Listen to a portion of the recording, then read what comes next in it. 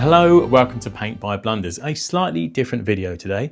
I've been looking at a paint set from a brand called Let's Resin. Now Let's Resin you may have not heard of in the paint space for the hobby. I know I certainly didn't, but I do know Let's Resin from epoxy resins and UV resins that are for like arts and crafts and hobby stuff like that. The guys over there reached out and said, could we send you some paint for you to try out and give us, you know, what your thoughts and feelings are. They didn't tell me what to say or anything like that. They just said, have a go, let us know what you think. And that is exactly what I'm going to do in this video. And spoiler alert, I was really surprised, but let's get to it. So this is the box I received from Let's Resin. Now it includes 42 paints, 3 primers and some thinners, which is sort of an all-in-one package. And you get a little instruction manual on thinning ratios and how to safely remove the plug so you don't get any sort of spillage in transit and all that sort of thing. And there's lots of interesting colours. I'm not going to use them all in this video, but I do intend to use them in future videos as well. But I'm going to paint up this bust, so I'm just looking through some of these nice vibrant colours just to really see what they can do. So I've had this bust sort of primed for a while now, and I figured I would try and smooth out some of these transitions with the white primer as a good sort of first test. So the first thing I did was try to use these out the pot, and I just looked at the instruction manual and I just said about the plugs. So yeah, I had to take the plugs out, and then I started thinning this down. I did a couple of drops of thinner to sort of 4 or 5 drops. Primer. Going through my Gaahleri Ventus, 25 psi and a 0.4 needle. Now this atomized really well and went on really smoothly. I had 0 issues with this primer, and I know white can be a bit tricky. And this was the result. Much smoother, much more of a nice gradient for those shadows. Now let's get some colour on this thing. Now most of you probably don't know, but I do a lot of creature and busty sort of things outside of the channel.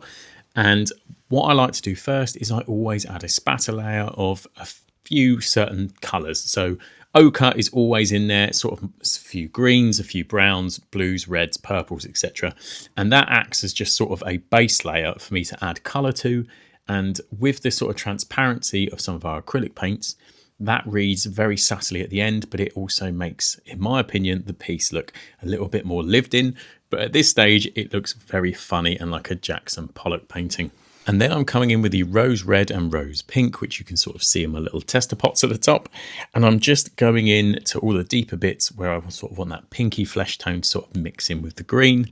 And I'm always adding a couple of drops of thinners just because at this point I want really thin transparent layers. I'm putting on slightly thicker than I might like, but I think it looks really good. A few little points I had, mainly being the colours are very limited.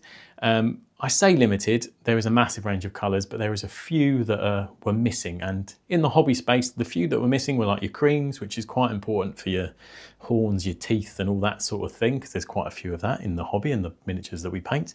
And also browns. You know, everything's got leather straps, pouches, all of that, boots. Yeah, just leather. So the browns could do with actually being in the set, in my opinion.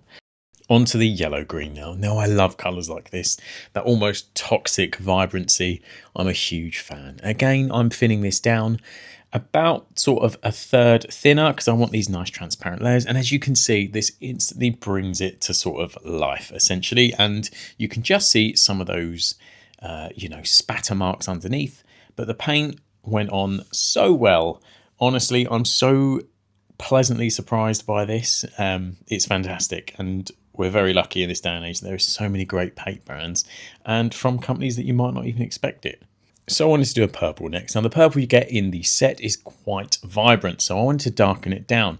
So to do that, obviously, I went back and added a little bit of blue and a little bit of red together and a little bit of that light purple to add sort of those deep purpley tones, just to add a nice bit of interest and contrast. Now they mixed together super well, and it was, you know, honestly really easy to do this. And I'm just going around and I'm picking out sort of in the ears, under the eyes, in the mouth, and I'm also going to give him bright purple hair. I was very much thinking of sort of World of Warcraft when I was thinking of how to paint this guy up. Now after I did the dark purple, I came in with the, you know, the pure purple that you get in the set, and I wanted to just do the tips of his hair and maybe a little bit on the tongue. But mixing colours, etc., did make me think that certain colours you're going to fly through a bit quicker. So one thing I wanted to say was, and I'll have to double check, but I'm pretty sure you can't buy these as singles. You have to buy them as a set. So that is a negative, because if you really like one paint and you run out of it, where do you get a refill of that? So that is an issue for now. They may address that depending on how popular the paint is. I'll put a link in the description below if it's something you want to check out. But onwards with the video. Now, yellow, a nice big vibrant yellow you get in the set, fantastic. And I'm going to mix that in with a little bit of that green yellow to make sort of a sickly colour, because this is sort of a zombie orc and he's got all the patches and such of flesh. So I just wanted to do some of the highest highlights with this.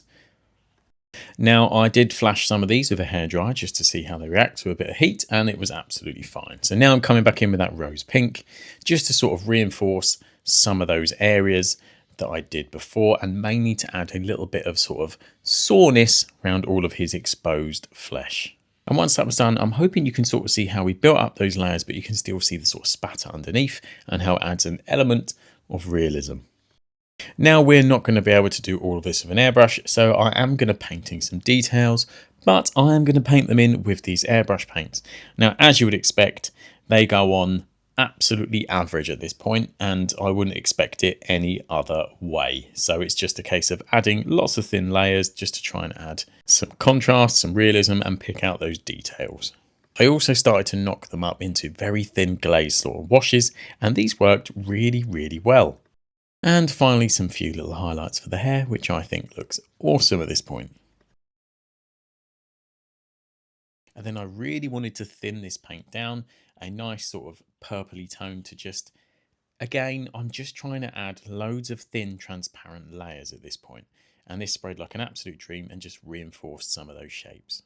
And then I made up a nice sickly green colour using some of the really vibrant colours with some of the ochre, and just touch that in with the brush as well as doing some light airbrushing to sort of finish this model off. Now, as you can see, this is really shiny, and I wanted to just matte it down with a bit of varnish.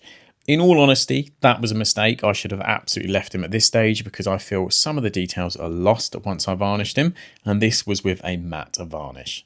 And as you can see, with all those transparent layers, you can sort of still read some of that original spatter mark that we did at the very start. Very cool.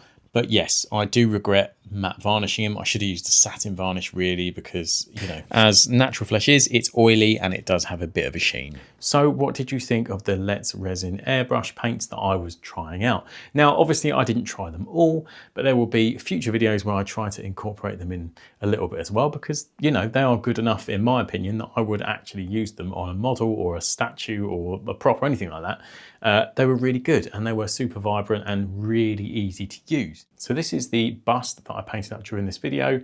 I will put a link in the description to where you can get this if you so wish. He also does loads of other sculpts which are also fantastic, but I thought this would be a nice one to do, partly because I already had it printed up, and I thought, great excuse to get it all done. Lovely sculpt, love the paints.